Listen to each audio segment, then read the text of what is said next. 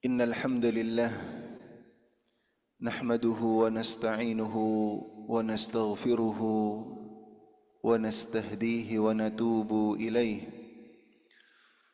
ونعوذ بالله من شرور أنفسنا ومن سيئات أعمالنا من يهده الله فلا مضل له ومن يضلل فلا هادي له أشهد أن لا إله إلا الله وحده لا شريك له وأشهد أن محمدًا عبده ورسوله وصفيه وخليله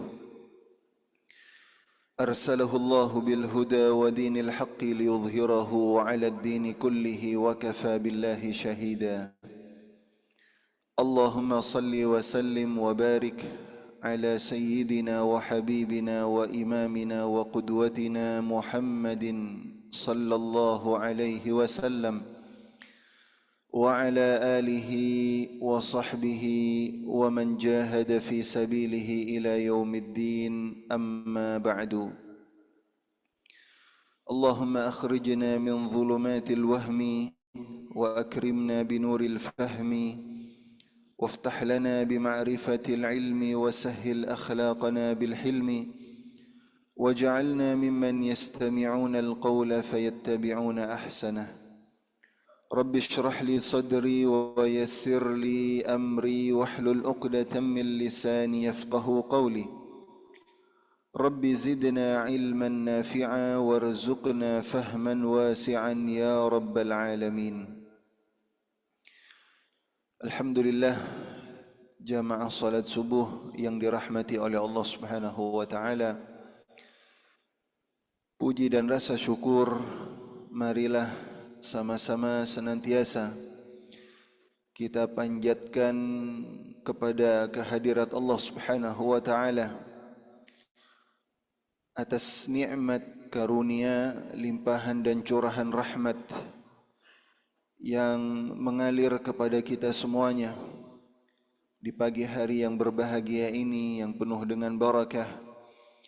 Kita semuanya berkumpul di masjid ini dalam rangka melaksanakan salat subuh secara berjamaah, dilanjutkan dengan duduk di majlis ilmu untuk belajar, memperbaiki wawasan keislaman kita dan memperbaiki tata cara ibadah kita kepada Allah Subhanahu wa taala. Kalau niat kita datang dan hadir ke tempat ini dalam rangka ikhlas kepada Allah dengan target agar kita lebih baik lagi dari yang sebelumnya, maka insyaallah majlis yang semacam inilah akan mengantarkan kita ke dalam surganya Allah Subhanahu wa taala. Salawat dan salam semoga selalu tercurah kepada Rasul dan Nabi kita Nabi Muhammad sallallahu alaihi wasallam, kepada keluarga, para sahabat, para tabi'in dan seluruh umatnya yang senantiasa berjuang melanjutkan dakwah, perjuangan, risalah dan tuntunan dari Nabi kita Muhammad sallallahu alaihi wasallam hingga yaumil qiyamah. Dan tidak lupa walaupun sudah berlalu, bahkan Syawalnya sudah habis, tapi bagian dari sunnah Rasul setelah perjumpaan atau setelah tidak lama berjumpa, karena pasca Ramadan ini kurang lebih satu bulan lebih ya, 1 bulan lebih. Dan salah satu yang dianjurkan oleh Rasul sallallahu alaihi wasallam adalah saling mendoakan kebaikan. Maka itu saya ingin mengucapkan juga kullu amin wa antum bi khair. Kullu amin wa antum bi khair. Mudah-mudahan setiap tahunnya kita berada dalam kondisi yang lebih baik dari yang sebelumnya. Ikhwatal iman, jamaah sekalian, melanjutkan apa yang pernah kita kaji sebelum Ramadan, karena di saat Ramadan kita membahas tentang bagaimana memanfaatkan ibadah di bulan suci Ramadan agar Ramadan kita menjadi berkualitas. Dan tidak terasa kita sudah masuk ke bulan Dzulqa'dah atau Dzulqi'dah. Jadi yang benar sebenarnya Dzulqa'dah, tapi boleh pengucapan Dzulqa'dah. Karena Dzulqa'dah itu dari kata qa'ada yaq'udu, ya duduk. Duduk dalam artian bahwa ini biasanya dahulu orang-orang Arab di bulan-bulan seperti ini tidak melakukan aktivitas safar untuk melakukan perdagangan, tidak. Biasanya mereka, orang-orang Arab dulu tinggal menetap di kota Makkah, enggak pergi kemana-mana. Jadi duduk-duduk saja di rumah. Maka itu dinamakan dengan Dzulqa'dah, qa'ada yaq'ud atau Dzulqa'dah. Duduk, jadi menunggu kedatangan dari jamaah haji.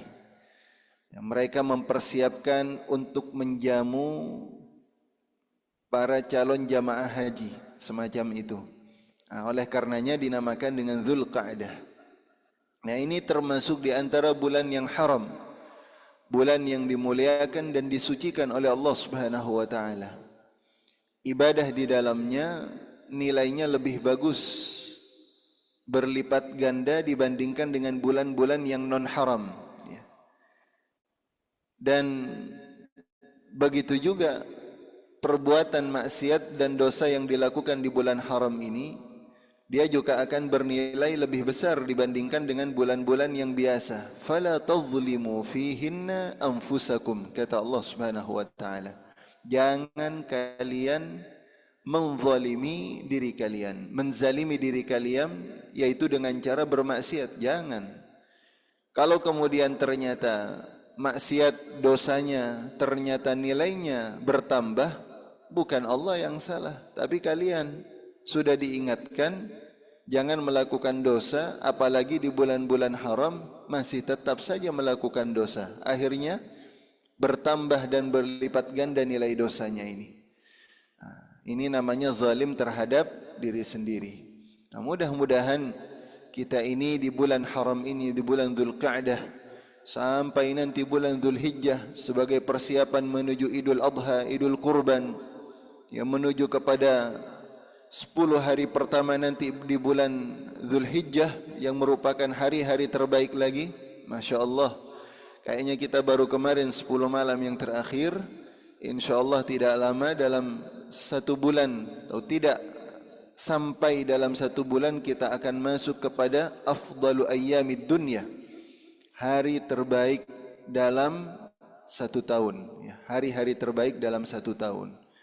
Mudah-mudahan kita semuanya dalam kondisi sehat walafiat, diberikan kemampuan dan kekuatan serta inayah dari Allah Subhanahu wa taala. Amin ya rabbal alamin. Nah, kita akan melanjutkan pembahasan tentang salat. Ya, tentunya kita mengkaji salat ini berharap dan berusaha. Jadi jangan cuma berharap. Kalau berharap enggak berusaha, ya namanya hanya sebatas angan-angan, mimpi. Tapi berharap, ya berharap minta sama Allah, berharap kepada Allah Subhanahu wa taala. Selain berharap, berusaha. Bagaimana usahanya? Belajar. Di antaranya di dalam majelis ilmu. Selain kita baca buku, baca kitab mungkin di rumah kita juga datang ke majelis ilmu. Karena apa yang kita baca biasanya ada yang tidak kita fahami. Karena kalau kita baca sendiri hanya dengan kitab dan hanya membaca dari buku tanpa kemudian ditemani oleh seorang yang faham dan ngerti, maka biasanya khawatirnya ada kesalahan. Dan dalam hal ini bukan berarti saya merasa lebih faham, tidak. Tapi saya punya kewajiban, apa yang saya punya perlu untuk disampaikan. Dan saya menukilkan dari perkataan-perkataan para ulama, dari guru-guru saya, dan dari ulama-ulama terdahulu yang kemudian ditransfer. Inilah yang dinamakan dengan warisannya Rasulullah sallallahu alaihi wasallam. Jadi Rasulullah mewariskan ilmu, ditransfer ke sahabat, sahabat mentransfer kepada tabi'in, tabi'in mentransfer kepada tabi'ut tabi'in, kemudian lanjut terus dari generasi ke generasi yang berikutnya sampai kepada generasi kita sekarang ini, ikhwatal iman. Nah, inilah yang dikatakan oleh Rasulullah warisannya Rasul sallallahu alaihi wasallam. Satu saat ketika di kota Madinah, ketika sedang ada majelis ilmu, ketika sedang ada di majelis ilmu melihat ternyata majelis ilmunya tidak banyak, yang hadir hanya segelintir orang. Akhirnya ada salah seorang tabi'in, dia keluar dari Masjid Nabawi lalu kemudian berkata, "Ya ayyuhal muslimun, wahai kaum muslimin, ini di dalam masjid sekarang sedang ada pembagian warisannya Rasulullah." Di dalam masjid sedang ada pembagian warisan. Kalau ada pembagian warisan, insyaallah cekatan, cepat. Kalau sudah urusan warisan, cepatnya bukan main. Semua agenda dan program kita cancel. Tapi kalau pengajian, pengajiannya yang di cancel. Akhirnya datang, masuk ke dalam Masjid Nabawi.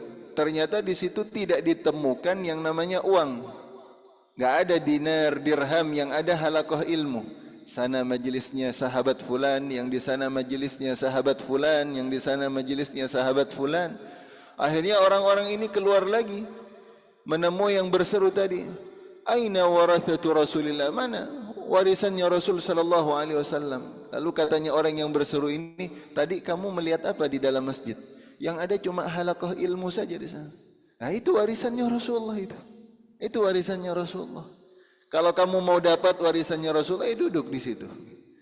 Nah, ini mudah-mudahan tentunya majelis ilmu yang benar, ya. Nah, mudah-mudahan apa yang kita lakukan ini adalah bagian dari warisan-warisan dari Rasul sallallahu alaihi wasallam. Amin ya rabbal alamin. Nah, memperbaiki salat ini penting, ya. Memperbaiki salat ini adalah penting sebab yang kita kejar itu bukan hanya sekedar melaksanakan salat, tapi menegakkan salat. Salat kita khusyuk, salat kita berkualitas. Kalau orang sekedar salat banyak. Tapi kalau ada orang yang melaksanakan salat yang berkualitas, pasti hasilnya apa? Innas salata tanha 'anil fahsya'i wal munkar. Salat itu pasti akan menghasilkan pribadi-pribadi yang bisa mencegah dirinya dulu dari perbuatan keji dan mungkar. Baru setelah itu, setelah dirinya, dia akan mencegah orang lain dari perbuatan keji dan mungkar. Nah, masalahnya sekarang salat yang kita kerjakan, yang kita tegakkan selama ini, apakah sudah mendorong kita untuk bisa melakukan itu? Menjadikan kita jauh dari perbuatan keji dan mungkar atau belum? Namun faktanya, realnya yang ada di lapangan, memang ada orang yang salat, ada yang bagus, benar, sampai dia khusyuk, sampai dia khidmat, sampai dia Masya Allah berkualitas salatnya. Bahkan ada yang menangis dan seterusnya. Tapi juga tidak banyak atau tidak sedikit, mohon maaf, tidak sedikit orang yang melaksanakan salat di masjid, ya keluar dari masjid, sandalnya jamaah yang lain yang diambil. Nah, ini bermasalah. Ya, padahal baru melaksanakan salat, keluar dari masjid, sandalnya orang yang dia ambil. Akhirnya salatnya tidak mencegah dari perbuatan keji dan mungkar. Nah, ini kita belajar ini, bagaimana cara salatnya Rasulullah, bagaimana penjelasan dari para ulama. Nah, mudah-mudahan kita semuanya punya atau kita faham tentang bagaimana salatnya Rasulullah dan kita coba perbaiki sedikit demi sedikit. Dalam pembahasan kita di pagi hari ini yang akan kita jadikan pembahasan babnya adalah berkaitan dengan duduk tasyahud, baik tasyahud awal ataupun tasyahud akhir. Ada tasyahud awal dan ada tasyahud akhir, dan tasyahud awal bagaimana cara duduknya sudah kita bahas, bahwa duduknya adalah duduk iftirash, yaitu duduk seperti kita saat duduk di antara dua sujud. Duduk seperti kita duduk di antara dua sujud. Itu yang dinamakan dengan duduk iftirash. Apa saja yang dibaca ikhwatal iman ketika kita duduk tahiyat tasyahud awal, nanti kita akan baca redaksi tahiyat itu di tahiyat Allah sallallahu alaihi wasallam. Nah, disebutkan oleh para ulama bahwa ketika kita duduk untuk tasyahud awal ini, bahwa yang kita baca yustahabbu an yakuna at-tasyahhud al-awwal aqsar min at-tasyahhud ats-tsani. Jadi disunnahkan bacaan tasyahud awal itu lebih pendek dibandingkan dengan tasyahud ats-tsani, yang kedua, yaitu tasyahud akhir, tahiyat akhir. Jadi tahiyat akhir nanti lebih panjang. Tapi kalau tahiyat awalnya, tasyahud awal itu lebih singkat. Fayaqra fi tasyahudil awal, dia baca di tasyahud yang pertama itu asyhadu an la ilaha illallah wa asyhadu anna muhammadar rasulullah, thumma yaqul, kemudian dia mengucapkan Allahumma salli ala sayyidina Muhammadin wa ala ali sayyidina Muhammad, wa yaqum, kemudian dia berdiri. Baik, saya sedikit ingin membahas tentang salawat, redaksi salawatnya di bacaan tasyahud.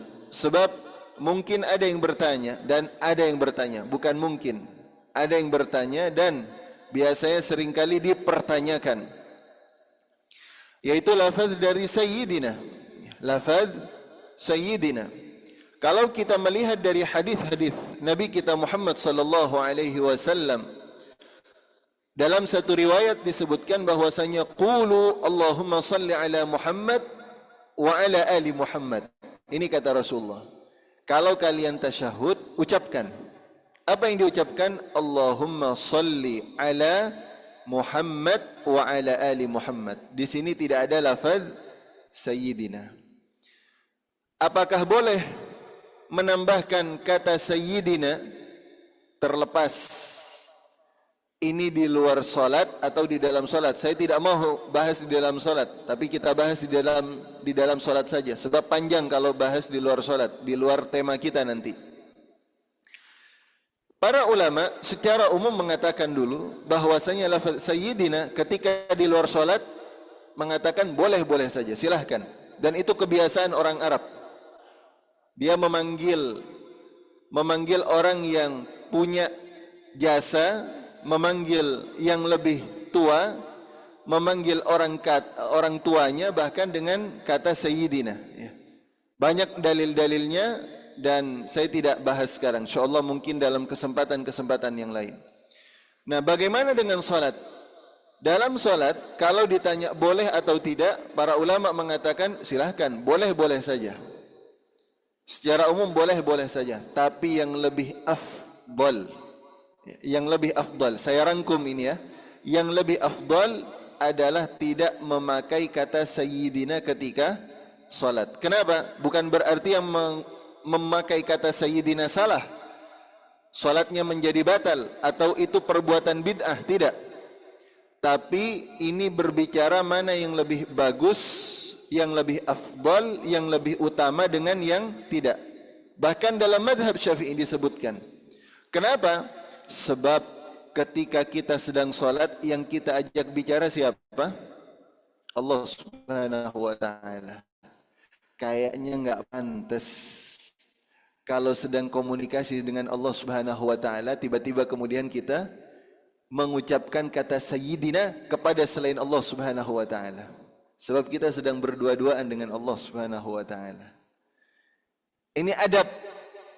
Ini dari sisi adab. Maka itu yang lebih afdal enggak pakai kata sayyidina. Allahumma salli ala Muhammadin wa ala ali Muhammad. Semacam itu. Tapi kalau mau memakai, boleh, silahkan. Silahkan. Bahkan dalam mazhab Syafi'i diperbolehkan ini. Para ulama mengatakan diperbolehkan. Allahumma salli ala sayyidina Muhammadin wa ala ali sayyidina Muhammad. Silahkan. Enggak ada masalah yang semacam itu. Tidak batal. Tapi kalau mau yang lebih bagus, tidak memakai kata sayyidina, ya. Jadi bukan perkara ini salah atau keliru, perkara bid'ah atau tidak bid'ah, tidak. Tapi perkara mana yang lebih bagus dan yang boleh gitu. Kalau mau ambil yang lebih bagus, tidak pakai kata sayyidina. Kalau mau ya kita mau ambil yang boleh-bolehnya saja, silahkan kalau mau pakai kata sayyidina. Wa innama qulna bistihbab taqsir at-tashahhud al-awwal li hadits sayyidina Abi Hurairah. Coba kita jangankan kepada Rasulullah, kepada para sahabat, kadangkala kita mengucapkan apa? Sayyidina Abu Bakar, Sayyidina Umar dan yang lainnya. Termasuk di sini para ulama sering mengatakan Sayyidina Abi Hurairah, ya, Sayyidina Abi Hurairah, Sayyidina Abdullah bin Mas'ud dan seterusnya. Dalam riwayat disebutkan idza farigha ahadukum min at-tashahhudil akhir falyata'awwadz min arba'. Nanti dalam tasyahud akhir kita minta perlindungan kepada Allah dari 4 hal. Kalau enggak salah ini pernah saya kutip ini, 4 hal ini. Nanti insyaallah akan saya ulang kembali. Sedangkan tasyahud awal enggak perlu. Tidak perlu kemudian menambah dengan Allahumma inni a'udzubika min adzabil qabri wa min adzabi jahannam wa min fitnatil mahya wal mamat wa min fitnatil masihid dajjal dan seterusnya. Enggak perlu. Cukup dengan sampai membaca salawat saja kemudian yaqum, berdiri lagi. Ya, enggak perlu nambah-nambah lagi sudah. Nah, ini penting. Jangan sampai tasyahud awal itu terlalu lama. Jangan. Cukup sampai salawat langsung berdiri lagi. Dalilnya lagi bahwasanya ketika Rasul sallallahu alaihi wasallam ditanya tentang bacaan tasyahud awal, Rasulullah kemudian menjawab, "Shallu alayya wajtahidu fid du'a." Bersalawatlah kepada aku. Salawat sudah. Jadi cukup kalian bersalawat kepadaku dengan cara membaca lagi-lagi Allahumma salli ala Muhammad wa ala ali Muhammad. Jadi kalau bersalawat, insyaallah nanti kita bahas salawat secara khusus. Kalau bersalawat kepada Rasulullah itu yang paling bagus disertakan juga salawat kepada ahlul baitnya Rasul sallallahu alaihi wasallam, keluarganya Rasulullah, al Muhammad. Ini kata Nabi kita Muhammad sallallahu alaihi wasallam. Kalau kalian tidak pakai itu kayak orang yang pelit. Fa innaka bakhil. Ini kayak orang yang pelit. Yang lebih sempurna lagi ditambahkan dengan sahabat. Allahumma salli ala Muhammadin wa ala alihi wa sahbih. Nah, ini lebih sempurna lagi semacam itu. Tapi seminimal-minimalnya tidak hanya sekedar Rasulullah yang kita salawatkan, tapi Allahumma salli ala Muhammadin wa ala alih dan keluarganya juga, keluarga Rasul sallallahu alaihi wasallam. Jangan disangka dan dituduh kalau kita salawat dan cinta kepada ahlul bait berarti Syiah ini. Enggak. Memang ini bagian dari ahlus sunnah wal jamaah, cinta kepada ahlul bait. Cuma kita walaupun cinta kepada ahlul bait tidak mencela sahabat, itu bedanya. Itu bedanya, atau tidak merendahkan sahabat. Ada sahabat yang memang lebih utama dibandingkan dengan ahlul bait, seperti Sayyidina Abu Bakar. Itu sudah tidak ada lagi khilaf, ya. Bahwasanya Sayyidina Abu Bakar itu lebih mulia, imannya lebih kuat dibandingkan dengan sahabat-sahabat yang lainnya, termasuk ahlul baitnya Rasulullah, Ali bin Abi Thalib radhiyallahu an, cucu beliau Hasan dan Husain. Tanpa kemudian kita membanding-bandingkan, tidak.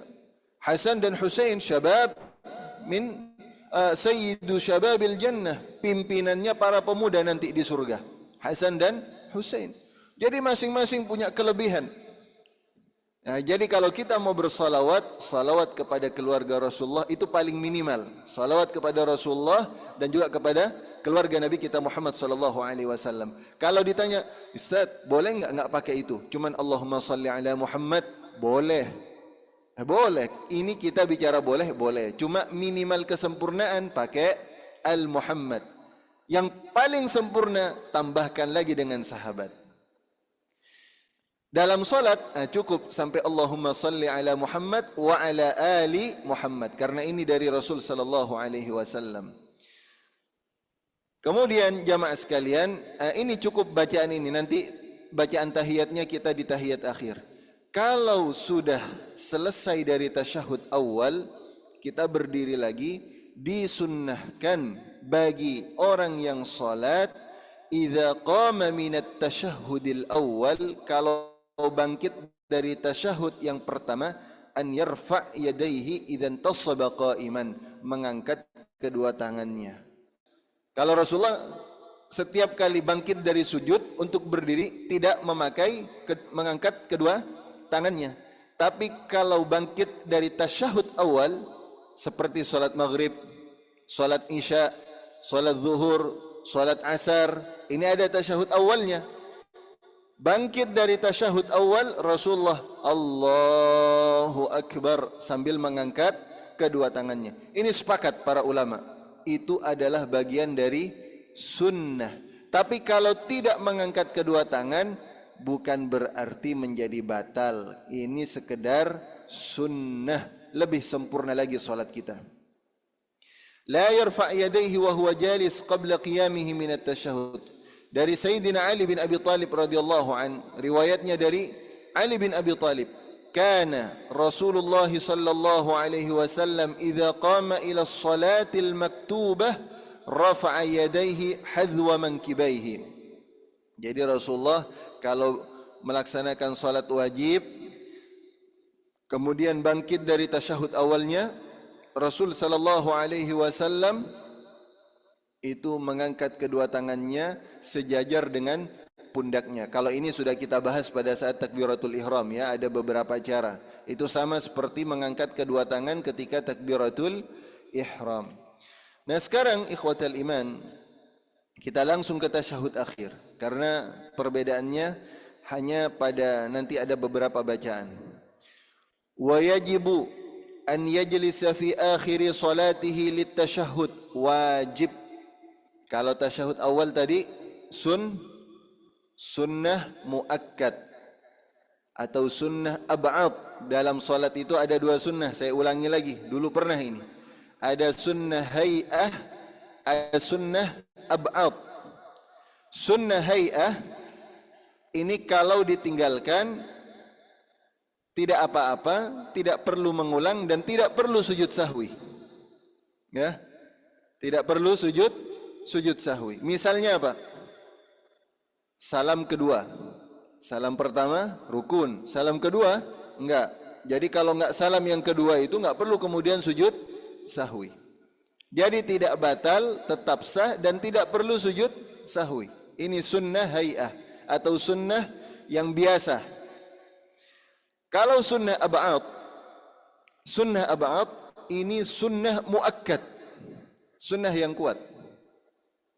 Sunnah memang kalau ditinggalkan enggak batal, tapi perlu diganti dengan sujud sahwi. Salah satu contohnya adalah duduk tasyahud awal.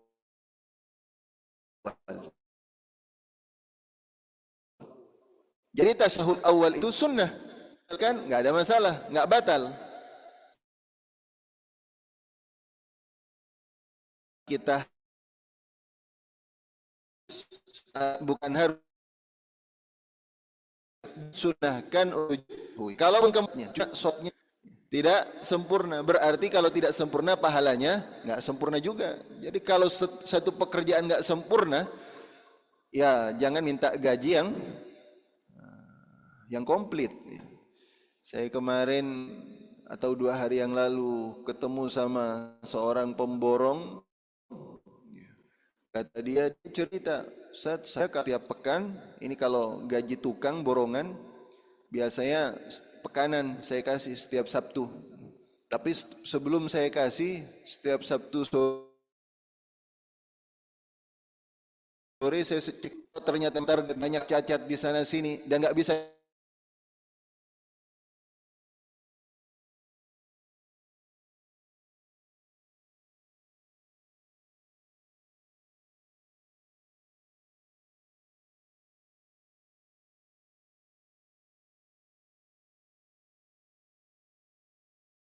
Sudah berarti saya nggak kasih juga penuh. Jadi sesuai semacam itu. Ini bukan apa-apa, biar dia pekerjaannya juga nggak main-main. Biar tukang itu serius, nggak main-main. Kalau melihat ada sholatnya nggak sempurna, ya sama. Dan Rasulullah sudah menjelaskan kepada kita, mengabarkan kepada kita, rubba rajulin, boleh jadi ada seseorang itu yusalli, Dia salat tapi laisa lahu min salatihi illa nisfah. Dia mendapatkan salatnya kecuali sepertiga saja. Au rubu'ah, ada yang cuma seperempatnya saja. Ada yang hanya sedikit kata Rasul sallallahu alaihi wasallam. Tapi ada juga yang sempurna, yang penuh. Ada juga. Nah, ini kita berharap biar dapatnya penuh gitu. Kalaupun nggak dapat penuh, ya paling nggak 99% lah gitu. Tinggal 1%-nya lagi. Mudah-mudahan kan begitu. Tapi jangan sampai di bawah 50%. Ini yang bahaya ini. Di bawah 50% celaka ini. Ya apalagi yang memang sholatnya sekedar seperti ayam mematuk biji-bijian. Cepat betul itu. Bacaannya cepat.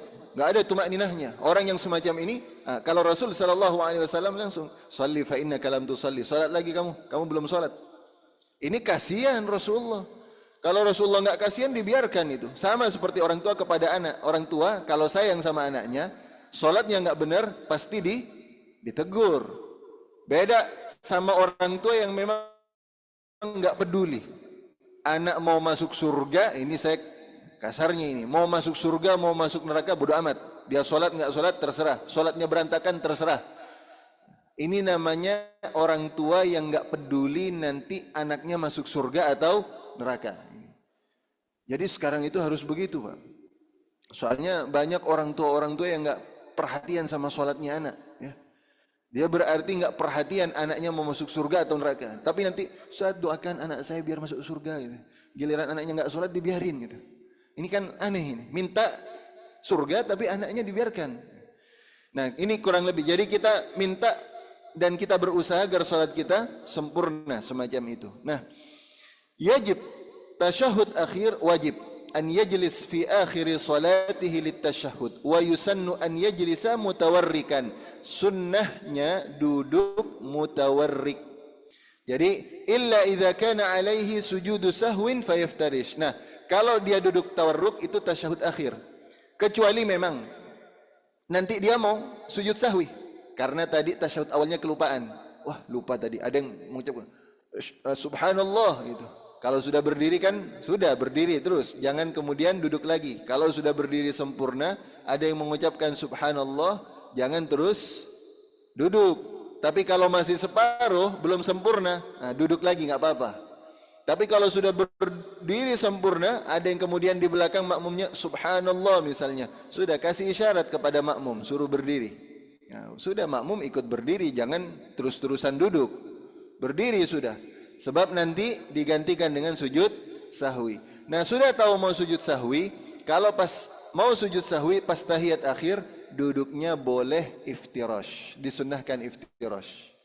Ya duduk iftirash, duduk seperti di antara duduk di antara dua sujud karena mau sujud sahwi. Jadi semacam itu. Fa idza sajada lis-sahwi tawarraka wa sallam. Kalau sudah selesai sujud sahwi, duduknya baru tawarruk lagi kemudian mengucapkan salam. Wa yajib an yaqra at-tasyahhud. Wajib membaca tasyahud yaitu asyhadu an la ilaha illallah wa asyhadu anna Muhammadan Rasulullah. Ini wajib. Walahu iddatu siyagh. Ada beberapa redaksi dari Rasulullah sallallahu alaihi wasallam dan kita akan sebutkan beberapa redaksinya itu ya dari mulai awal sampai akhirnya. Yang pertama ada dua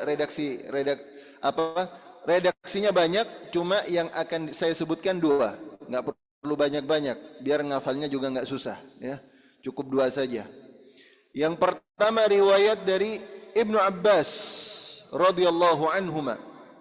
Ya, Abdullah bin Abbas, sepupu Rasulullah, turjumanul Quran, kata Rasul sallallahu alaihi wasallam, ini mufassirnya Al-Quran zaman sahabat dan hibrul ummah. Ini cendekiawannya sahabat, pakar ulamanya dari kalangan sahabat. Ketika diajarkan oleh Rasulullah, kana Rasulullah yu'limu tasyahud, kata Abdullah bin Abbas, Rasulullah pernah mengajarkan kami bagaimana tasyahud. Fakana yaqul, Rasulullah sallallahu alaihi wasallam mengucapkan tahiyyatul mubarakatus salawatut tayyibatu lillah. Kita fahami pelan-pelan at-tahiyyat. Apa tahiyat itu? Tahiyat apa? Enggak tahu. Kita cuma bilang tahiyat, duduk tahiyat. Apa duduk tahiyat itu? At-tahiyyah itu penghormatan. Kita memberikan penghormatan sepenuhnya. Jadi segala kehormatan, segala keagungan, at-tahiyyat al-mubarakat, sumber dari keberkahan, as-salawat. Ya, as-salawat ini permintaan doa, ya, salawat. Jadi insyaAllah nanti lebih panjang lagi kita bahas salawat secara khusus. Salawat, as-salah, doa. Salawat kalau dari Allah kepada Rasul, mengangkat derajat Rasul sallallahu alaihi wasallam. Kalau salawat dari Allah kepada kita, doa, pengampunan kepada Rasul kepada umatnya, pengampunan, permintaan ampun kepada Allah untuk umatnya. Itu salawat, as-salawat. Jadi doa, as-salawatu at-tayyibat, segala kebaikan lillah, hanya milik Allah Subhanahu wa taala. Ini ikrar, ya. Ini ikrar. Jadi kalau kita duduk tahiyat, itu bukan sekedar duduk, tapi tahiyat, at-tahiyat. Kita hormat kepada Allah Subhanahu wa taala. Saya umpamakan, mohon maaf, ini kalau dalam keraton-keraton Jawa, duduk di depan raja, gimana cara duduknya? Bersimpuh, ya. Bersimpuh. Ini kita sedang duduk di hadapan Allah Subhanahu wa taala. Apa yang kita ucapkan? At-tahiyyatul mubarakatut, at-tahiyyatul mubarakatuh, salawatut tayyibatu lillah. Hanya milik Allah Subhanahu wa taala. Itu kita katakan, kita ucapkan kepada Allah Subhanahu wa taala. Lalu kemudian assalamu alayka ayyuhan nabi. Kita kirimkan salam kita kepada nabi kita Muhammad sallallahu alaihi wasallam. Assalamu alayka ayyuhan nabi. Salam kepadamu wahai nabi. Kira-kira kalau kepadamu, ini Rasul sallallahu alaihi wasallam yang diajak bicara, iya kan? Assalamu alayka ayyuhan nabi. Kepadamu wahai nabi. Artinya apa? Para ulama dari sini menyimpulkan dan memberikan rangkuman, kesimpulan, pelajaran bahwasanya Rasulullah sallallahu alaihi wasallam hayyun, hidup dalam alam yang berbeda dengan kita. Kalau orang yang mati syahid saja hidup, ya kan? Dari mana Ustaz? Baca surat Ali Imran. Berarti enggak baca Quran kamu ini. Baca surat Ali Imran. Bahwa orang-orang yang mati syahid itu tidak mati, tapi mereka hidup. Yurzaqun, bahkan dikasih rizki oleh Allah Subhanahu wa taala. Kalau yang mati syahid saja dikasih rizki hidup, apalagi Rasulullah sallallahu alaihi wasallam. Dan orang-orang soleh, ya.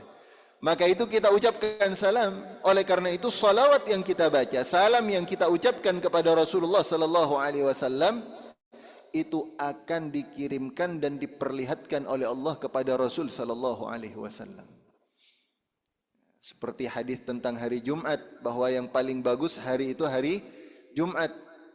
Dan salawat kalian, sallu alayya, dan salawatlah kalian kepadaku, kata Rasul sallallahu alaihi wasallam, fa inna salatakum ma'rudatun alayya, sebab salat kalian akan diperlihatkan oleh Allah kepadaku. Kalau kalian salawat kepadaku, akan dibalas oleh Allah dengan salawat yang berkali-kali lipat, minimal 10 kali lipat. Jadi salawat dan salam kita itu akan sampai kepada Rasulullah sallallahu alaihi wasallam.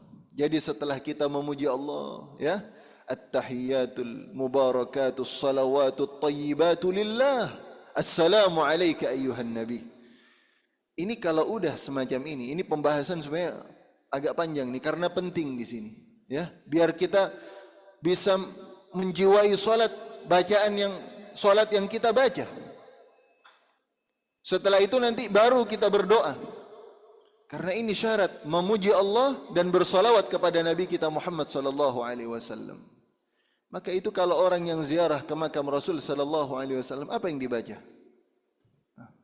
Assalamu alayka ya Rasulullah, assalamu alayka ya Nabi Allah, assalamu alayka ya Habib Allah, assalamu alayka ya Khalil Allah. Kan semacam itu.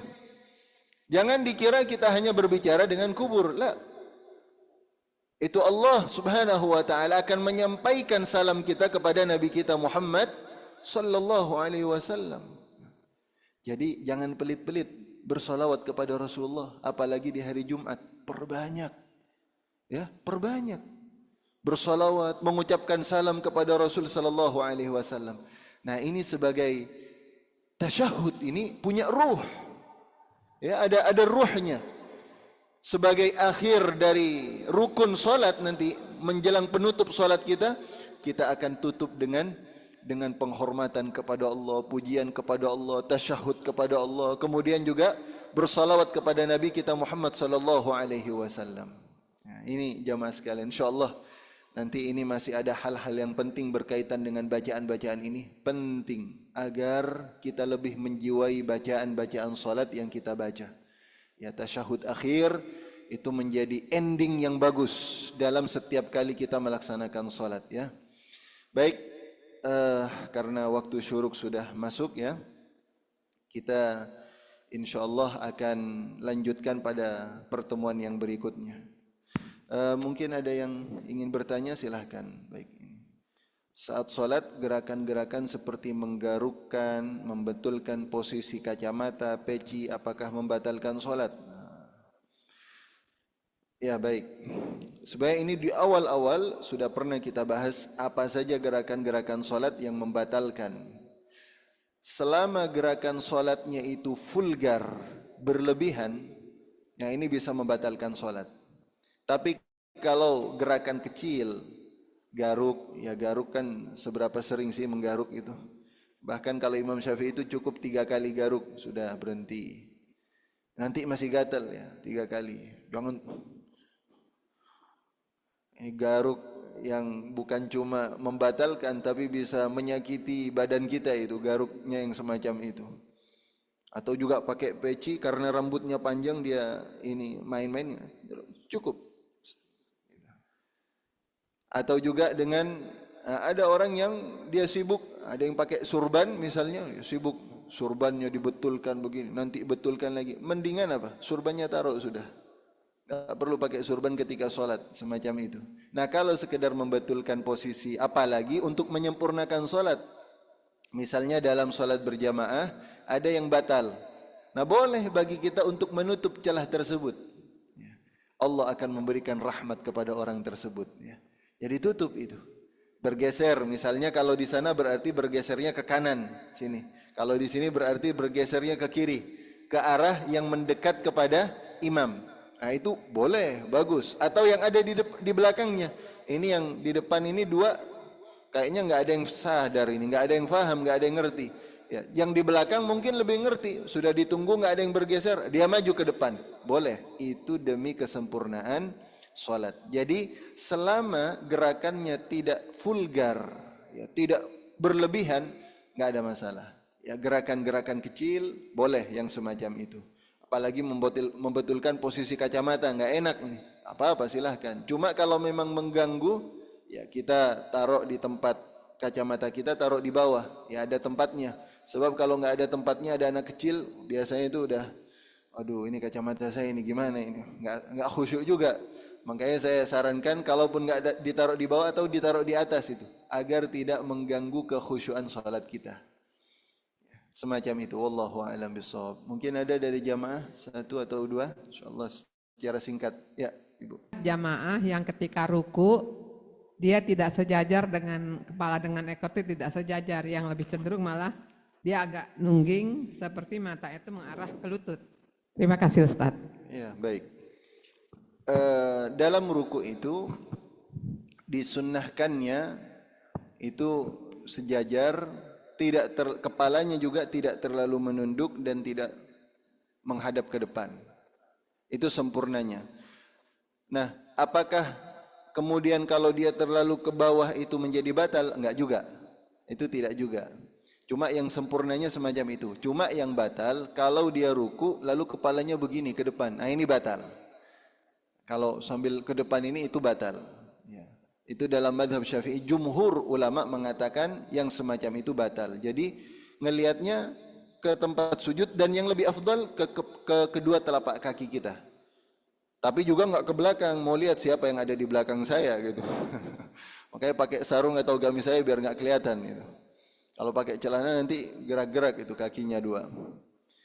Nah, jadi lihat dua telapak kaki kita atau tempat sujud. Ya. Melihat tempat sujud nggak harus seperti ini, enggak, tapi dengan matanya saja atau lurus dengan pandangan kita.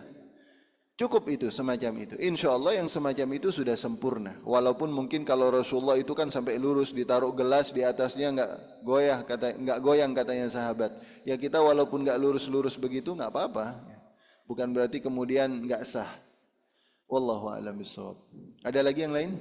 Ya, gerakan yang vulgar seperti apa? Gerakan yang vulgar yang tidak ada manfaatnya buat dia. Tidak ada maslahatnya. Dia sekedar ya, atau nggak ada ini terus betulkan lagi apa dia pakai, nggak ada manfaatnya. Tapi kalau memang darurat ya, seperti tadi HP, sebagian ulama kontemporer bahkan banyak, bukan sebagian, rata-rata jumhur ulama kontemporer itu dalam fatwa ulama Azhar bahkan ulama di Saudi itu membolehkan, bahkan lebih dianjurkan untuk mematikan. Tapi sekedar matikan sudah, habis itu selesai gitu. Ya, jangan sambil dilihat ya. Dimatikan saja, sudah selesai gitu. Jangan sambil dilihat, sebab ada juga ini.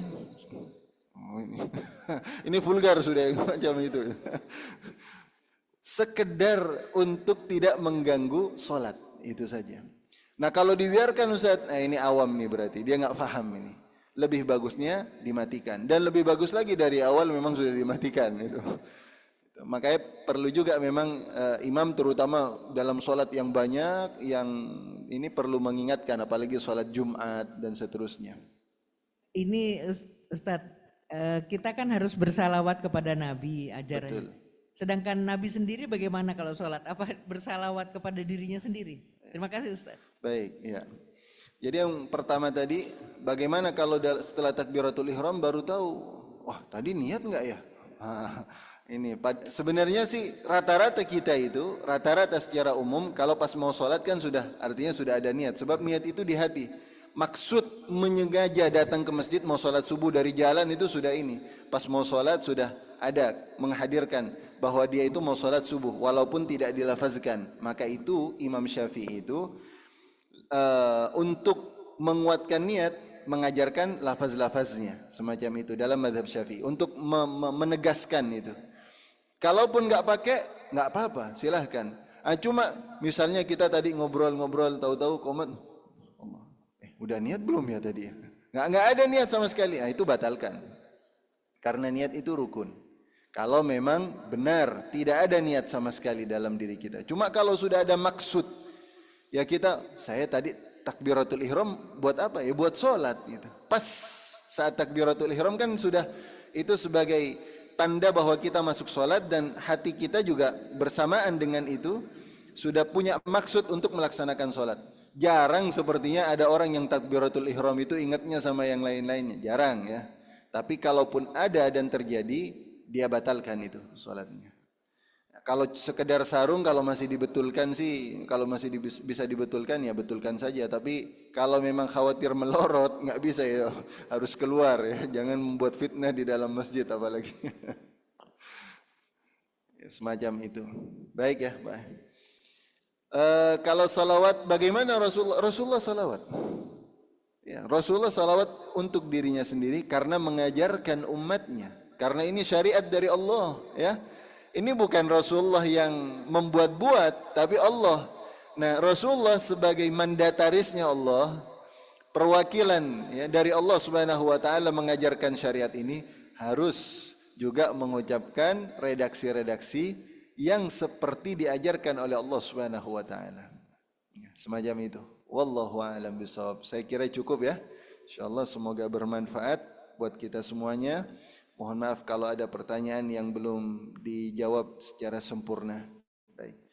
Kita tutup dengan hamdalah dan kafaratul majlis. Alhamdulillahirabbil alamin. Subhanakallahumma wa bihamdika asyhadu an la ilaha illa anta nastaghfiruka wa natubu ilaik. Assalamualaikum warahmatullahi wabarakatuh.